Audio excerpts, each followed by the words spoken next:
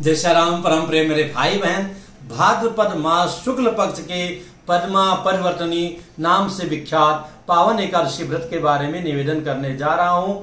6 सितंबर 2022 मंगलवार के दिन यानी कि कल हम लोगों को प्राप्त हो रही है, जिसका नियम आज से ही प्रारंभ हो चुका है।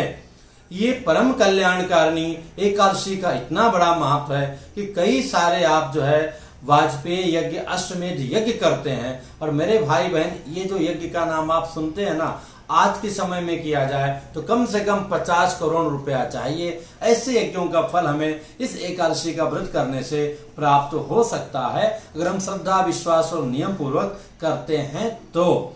अब जो है परिवर्तनी नाम क्यों पड़ा? भगवान विष्णु जो चतुर्मास में क्षीर सागर में आनंद पूर्वक विश्राम करते हैं, कल के दिन जो है इस एकादशी के दिन वो अपना करवट बदलते हैं, करवट परिवर्तन करते हैं, इसलिए इसका नाम परिवर्तनी एकादशी पड़ा।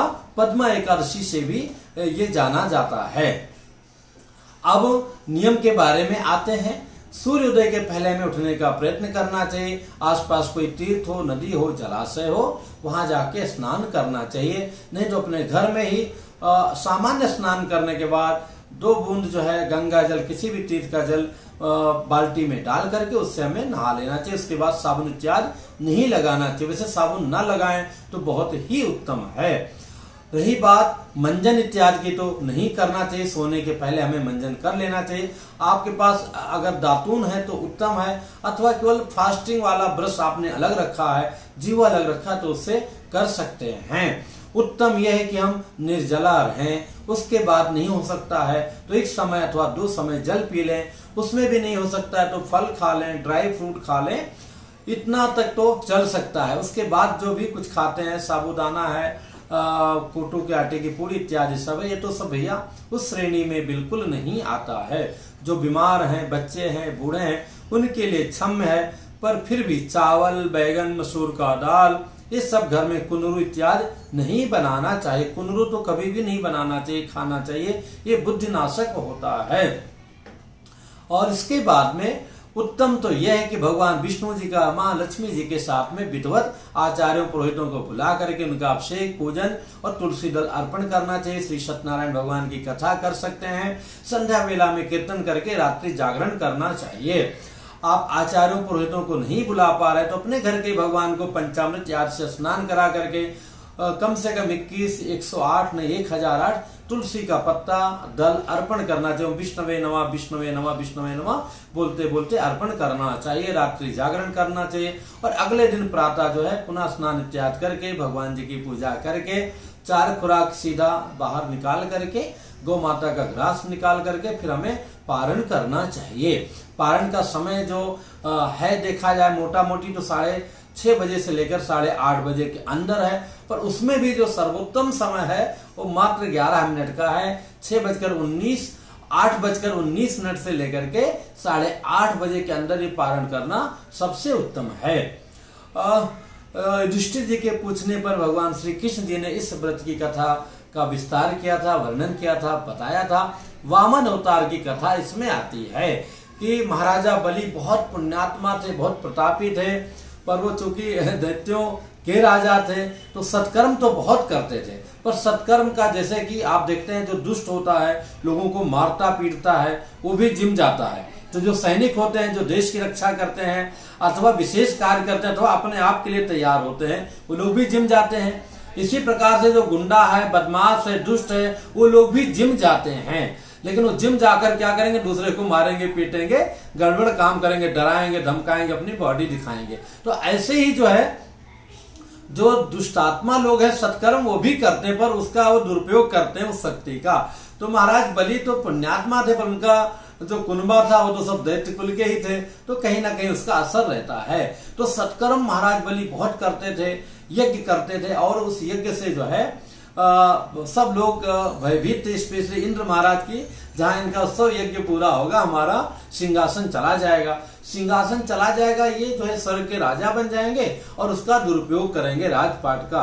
उसी प्रकार से जैसे कई प्रदेशों में बुद्धिहीन लोग जो मुख्यमंत्री बन गए अथवा वैसे बन गए हैं, कैसा सत्ता का दुरुपयोग कर रहे हैं। स्पेशली बंगाल में आप देखो कैसे वहां का समाज परेशान है। तो इस प्रकार से लोग घबराए, भगवान विष्णु जी के पास गए, प्रभु कुछ करो। उन्होंने कहा भैया सत्कर्म कर रहे हैं, इसमें मैं क्या कर सकता हूँ, कि प्रभु आप ही कर सकते हो, कोई उपाय आप सोचो। भगवान ने कहा ठीक है। तो जो है वामन के रूप में उनके कह सकते हैं कि 100वां यज्ञ पूरी होने वाली थी, उसी में भगवान विष्णु पधारते हैं ब्रह्मचारी के रूप में। अब इतने लघु रूप में जाते हैं और उनको देख करके, उनके विशेष तेज को देख करके महाराज बलि बहुत प्रभावित होते हैं। शुक्राचार्य जी उनको मना करते हैं कि ये जो है बहुरूपिया हैं, ये स्वयं नारायण आए हैं। बलि जी कहते हैं अगर नारायण आए हैं तो इससे बड़ी बात और क्या होगी। उनका पग धोते हैं, पखारते हैं, टीका लगाते हैं, पूजा करते हैं। कहते हैं ब्रह्मचारी जी मैं आपको कुछ देना चाहता हूँ। बटुक जी महाराज आपको मैं क्या दूं। कहते हैं हमको कुछ नहीं चाहिए। कहे नहीं, आप हम राजा हैं, आप मेरे यहाँ यज्ञ में आए हो, मैं देना चाहता हूँ। बहुत कहने पर 3 पग भूमि वो बोलते हैं। फिर वो कहते हैं महाराज आपके चरण बड़े छोटे हैं, आप 3 गांव ले लो, 3 शहर ले लो, उस समय का ऐसा ले लो, 3 छोटे छोटे रियासत ले लो, 3 पग तो आपके बड़े। कहे नहीं नहीं हमको कुछ नहीं चाहिए। लास्ट में बलि जी इतना बोलते हैं कि चलो 3 पग आप मेरे पैर से नाप लो उतना, ताकि कुछ तो आपको जगह मिले, कुटिया तो बन जाए। कहे नहीं भैया हमको हमारे ही पग से नापना है। जैसा कि आप सब लोगों ने सुना होगा कि एक पग में पूरा ब्रह्मांड नाप लेते हैं, दूसरे में पूरा सब कुछ हो जाता है, तीसरा पग कहाँ रखें। तो कहते हैं महाराज हमारे जो है मस्तक पे रखने। इससे बड़ा सौभाग्यशाली कौन होगा कि भगवान अपना चरण जो है किसी के मस्तक पर रखें और वही प्रकट हो जाते हैं, मुग्ध हो जाता है कि मेरा जीवन धन्य हो गया, अब क्या करूं। बड़े प्रसन्न होते हैं, कहते हैं भाई वर मांग लो, क्या वर चाहिए। कहे महाराज मैं जिधर से भी निकलूं आपको देखता रहूं, बस यही हमारी इच्छा है और कोई इच्छा नहीं है, हर जगह आप ही आप हो। तो भगवान कहिए कैसे हो सकता। तो कह सकते हैं कि उनका पर्सनल बॉडीगार्ड भगवान बन गए, द्वारपाल कहा जाता, द्वारपाल बन गए। इस प्रकार से भगवान जो है बलि के यहाँ थे। फिर उसकी कथा बहुत आगे है। तो उनकी पूजा होती है और तब से जो है, और बलि एक ऐसा है जो महालक्ष्मी मैया के जो है महाराज बलि भाई बन गए। क्योंकि इतना दिन जब यहाँ पर हो गया तो वहां पर अब द्वारपाल बन गए, कैसे जाएं प्रभु।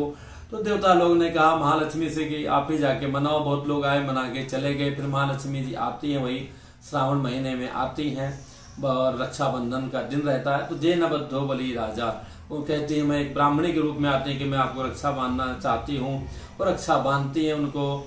और कहते हैं बहन मैं कुछ आपको देना चाहता हूँ। कहीं नहीं भैया आप क्या दोगे। कि नहीं, बिना आज रक्षाबंधन का दिन है, कैसे मैं आपको खाली जाने दूं। तो कहते हैं कि आप देना चाहते हो तो आपके जो बॉडीगार्ड हैं, द्वारपाल हैं, इनको आप मुझे दे दो। कह रहे वो तो जो है हमारे प्राण हैं, मैं कैसे उनको दे दूं। तो कहे आपके प्राण है, हमारे प्राणनाथ हैं ये, वहां से बैकुंठ से यहाँ आकर के बैठे हैं, वहां पूरा सोना पड़ा है।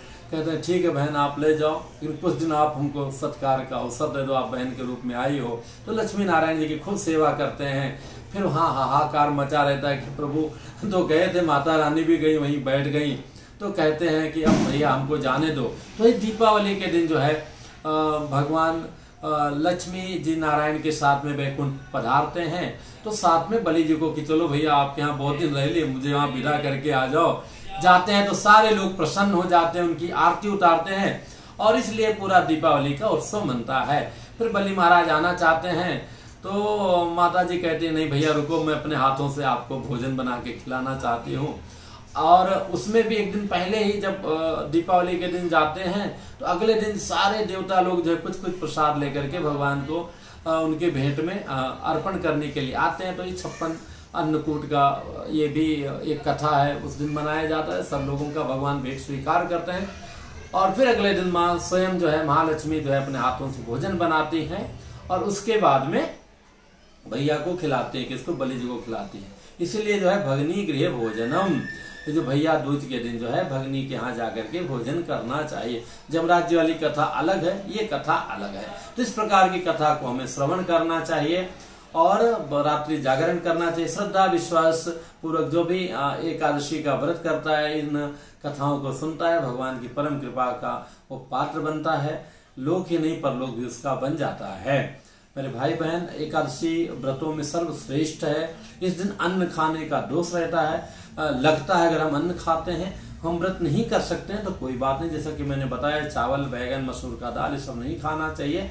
रोटी त्याग वैसा ग्रहण कर लेना चाहिए। तो आप लोगों को बहुत बहुत शुभकामनाएं। पुनः मिलूंगा एक नई जानकारी के साथ में, और अगले दिन वामन द्वादशी का पूरा अवसर है, उत्सव है, उसकी चर्चा अगले वीडियो में रखने का प्रयत्न करूंगा। समय मिलेगा तो वीडियो विलंब से दे रहा हूं, इसके लिए क्षमा चाहूंगा। जय श्री राम।